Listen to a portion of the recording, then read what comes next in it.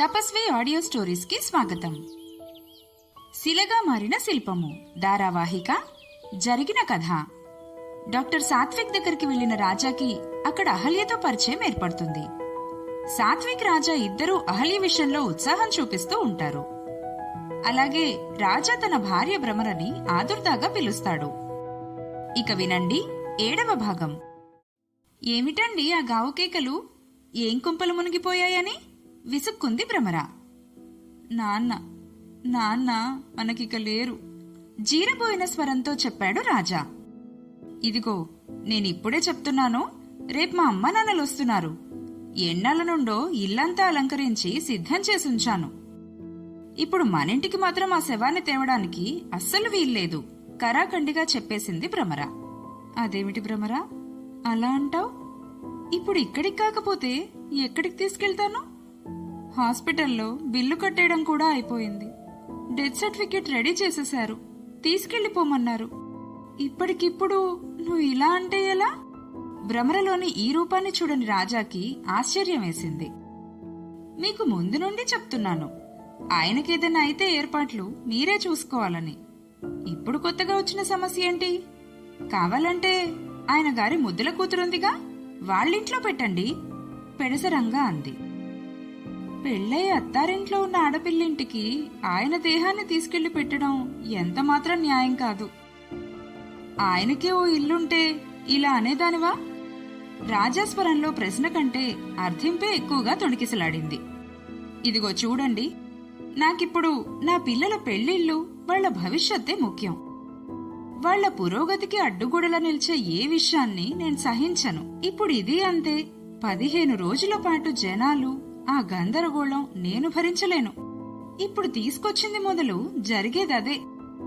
అయినా పెద్దవాళ్లు ఊరికే అనలేదు, అంత్యనిష్ఠూరం కంటే ఆదినిష్ఠూరమే మేలని.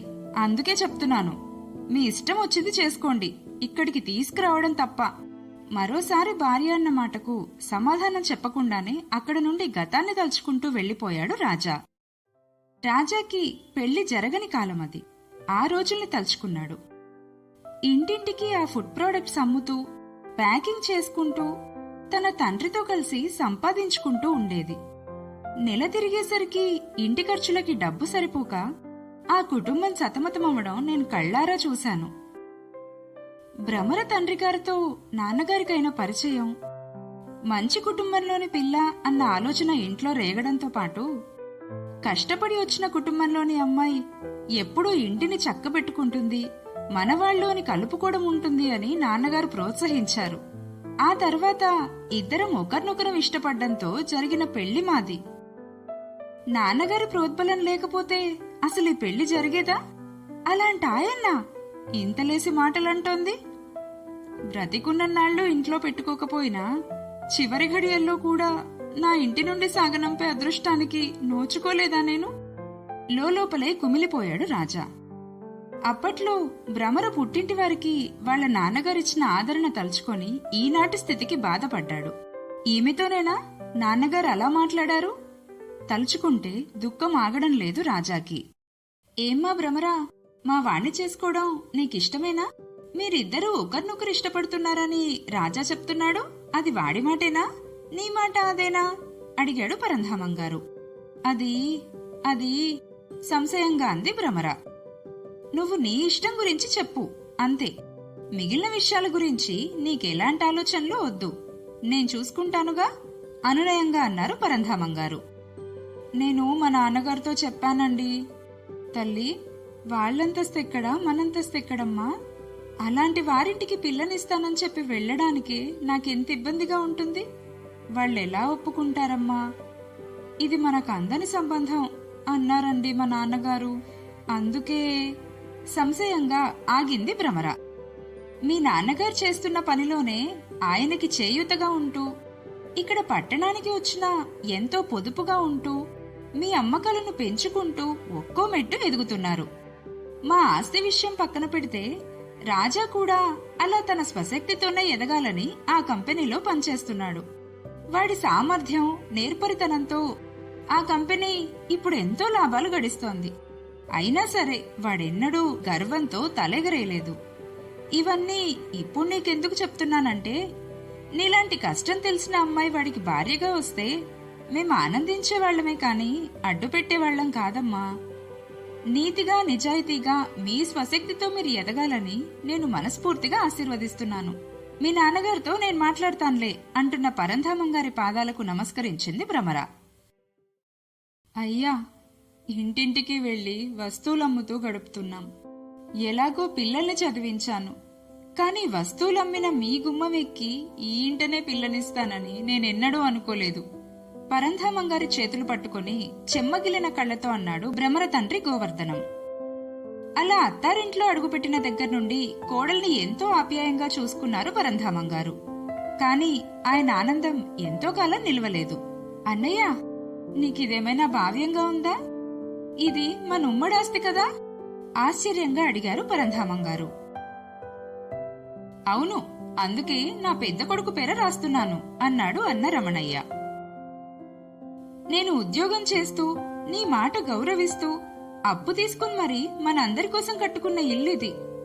మన అన్నదమ్ముల ఆస్తి అన్న పేరే కాని దీని అప్పు మొత్తం నేనే కట్టాను.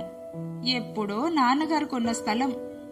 నీది నాదని మన మధ్య విభేదాలు ఉండకూడదని మనది అనుకున్నాం కదా అన్నారు పరంధామం గారు. మనది అన్న మాట నిజమే కాని ఈ ఇల్లు అజమాయిషి అంతా నా చేతుల్లోనే ఉండేది. చిన్నాడి చదువుకి చెల్లాయి పెళ్లికి నేను ఖర్చు పెట్టాను. అప్పుడు మిమ్మల్ని ఎవరిని నాన్నగారు కాని నేను గాని అడగలేదే అన్నాడు రమణయ్య. దానికి దీనికి లంకి పెడితే ఎలా? అప్పటికి నేను హైస్కూల్ చదివే పూర్తి చేయలేదు అన్నారు పరంధామం గారు. అదంతా నాకు తెలీదురా. ఇప్పుడు నా పెద్ద కొడుకు తనకివ్వాల్సిన ఆస్తి ఇచ్చేస్తే వాడి ఏర్పాట్లు వాడు చేసుకుంటానంటున్నాడు. నాకున్నదల్లా ఇదొక్కటే, అంచేత వాడికి రాసేద్దామనుకుంటున్నాను తాపీగా చెప్పాడు రమణయ్య. ఇప్పుడు ఉన్నపళంగా పెళ్లి కాని కూతురు కొడుకు కూడలతో కలిసి నేనెక్కడికని వెళ్లను? ఇది నీది నాది అని నేను ఎన్నడూ అనుకోలేదన్నయ్య. మనిల్లు అనుకున్నాను. మన పిల్లలకి ఇందులో స్వేచ్ఛగా ఉండే హక్కుంటుంది కాని ఎవ్వరికీ దీన్ని తమదిగా పొందే హక్కుండదు. మన జీవితకాలాలు ఇక్కడే గడవాలని కదా అందరికీ సరిపడేలా మనం పెద్దగా కట్టుకున్నాం. అర్థమవుతుందేమోనని మరోసారి వాపోయారు పరంధామం గారు. చూడు పరంధామా, నీతో వాదించే ఓపిక అవసరం రెండూ నాకు లేవు. నన్ను నిలదీసే వరకు వచ్చింది కాబట్టి వీలున్నంత త్వరలో మీ దారి మీరు చూసుకుంటే మంచిది అనేశాడు రమణయ్య. అలాగే అన్నయ్య, సంస్కారవంతంగా సమాధానం చెప్పి మరింక నోరు మెదపలేదు ఆయన. అద్దె ఇంటికి మకం మార్చిన పరంధామం గారు మానసికంగా కృంగిపోయారు. కూతురు పెళ్లి అనే పెద్ద బాధ్యత తనపై ఉంది. కొడుకు మీద ఆధారపడాల్సి రావడాన్ని ఎన్నటికీ స్వీకరించలేని ఆత్మాభిమానం గల వ్యక్తి ఆయన.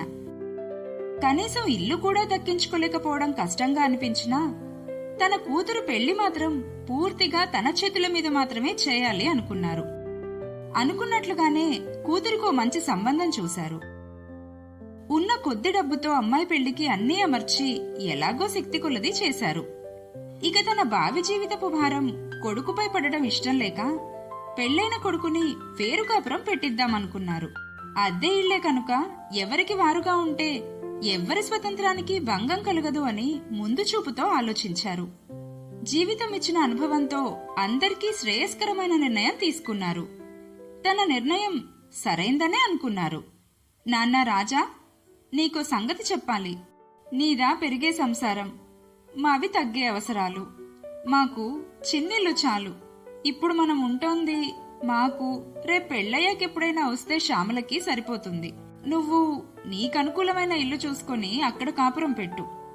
దగ్గరలోనే ఉంటావు కాబట్టి మేం నీకు దూరం అవుతున్నామని మాత్రం అనుకోకు అన్నారు పరంధామం గారు. అదేంటి నాన్న, నన్ను పరాయివాణ్ణి చేస్తున్నారా? ఉమ్మడిగా ఉండి హాయిగా ఉన్న రోజుల్లో నన్ను మీతోనే ఉంచుకొని ఇప్పుడు పరిస్థితులు అనుకూలించకపోయేసరికి నన్ను వెళ్లిపోమంటున్నారా? మీ సంతోషాల్లో మీతోనే ఉన్న నేను మీ బాధలో ఉండడానికి తగనా? అడిగాడు రాజా. అలా ఎన్నటికీ కాదు.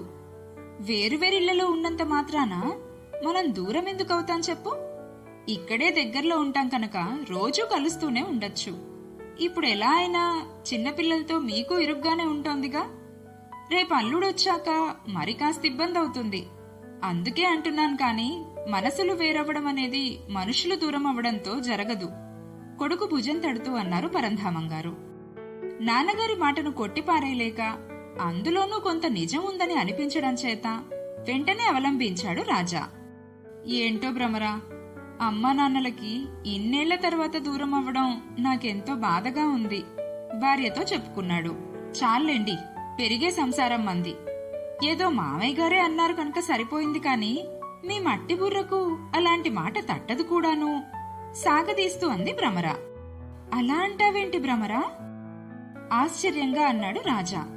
మరి కాకపోతే ఇది ఆయన గారు చేతులారా చేసుకున్న పని. ఆయన సంపాదనంతా ఉమ్మడాస్తిలో పెట్టి అన్నగారు మోసం చేస్తే కనీసం అడగనైనా అడగలేదు. ఇప్పుడు నష్టపోయిందెవరు? మనమేగా, నిష్ఠూరంగా అంది. మనం నష్టపోవడానికి అందులో మనం సంపాదించి పోసిందేమీ లేదుగా విస్తుపోతూ అడిగాడు రాజా.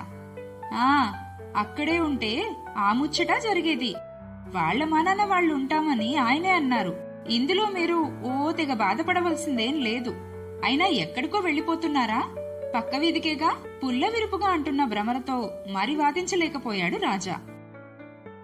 కాలగమనంలో వస్తున్న అన్ని మార్పుల్లాగా పరంధామంగారింటా మార్పులొచ్చాయి. ఇష్టపడి చేసుకున్న సంబంధంలోని చిక్కదనం పల్చబడసాగింది. మహాలక్ష్మిగా అడుగుపెట్టిన భ్రమరలో ఊహించని మార్పుకి మూగగా బాధపడ్డం తప్ప ఏమీ చెయ్యలేని నిస్సహాయుడయ్యాడు రాజా. పిల్లలిద్దరూ స్థిరపడ్డారు అన్న తృప్తి మాత్రం మిగిలింది పరంధామంగారికి. సుకుమార్తో కలిసి చేస్తున్న వ్యాపారం, ఆదాయంలో పెరుగుదల భ్రమర ప్రవర్తన్ని మార్చింది. మునుపు ఆత్మీయులైన వారిని ప్రముఖ స్థానంలో నిలుపుకున్న తన మనసులో ఇప్పుడు ధనము, ఆస్తులు నిండిపోయాయి. సంపదల కోసం వెంపర్లాడ్డం మొదలుపెట్టింది. ఆనాడు మొక్కలో తుంచని మార్పు నేడు మానై ఎదిగింది.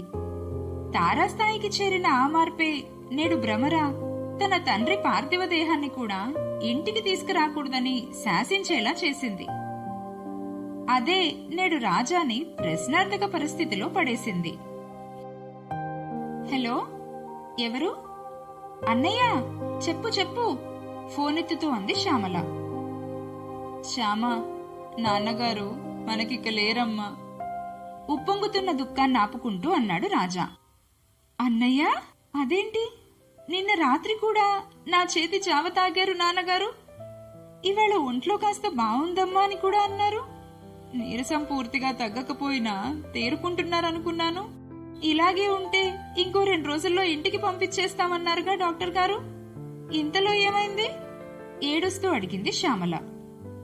మనకి ఇంతేరా ప్రాప్తం. ఆయనకు మనకు ఇక చెల్లిపోయింది. నేను కాఫీ పట్టుకుని హాస్పిటల్కెళ్లాను. గంట నుండి పరిస్థితి విషమించిందట. ఊపిరి అందక బాధపడ్డారట.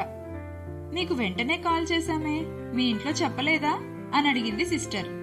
నేను ఇంటి నుండి బయలుదేరి రంగనాథ స్వామి గుడికెళ్లి దండం పెట్టుకుని గురువుగారిని కలిసి వెంటనే బయలుదేరి వెళ్లాను. అప్పటికే అంతా అయిపోయిందన్నారు. కాస్త ముందుగా వెళితే కనీసం ఏదైనా చేసి దక్కించుకోగలిగే వాళ్లమేమో అన్న ఆశ, అంతే.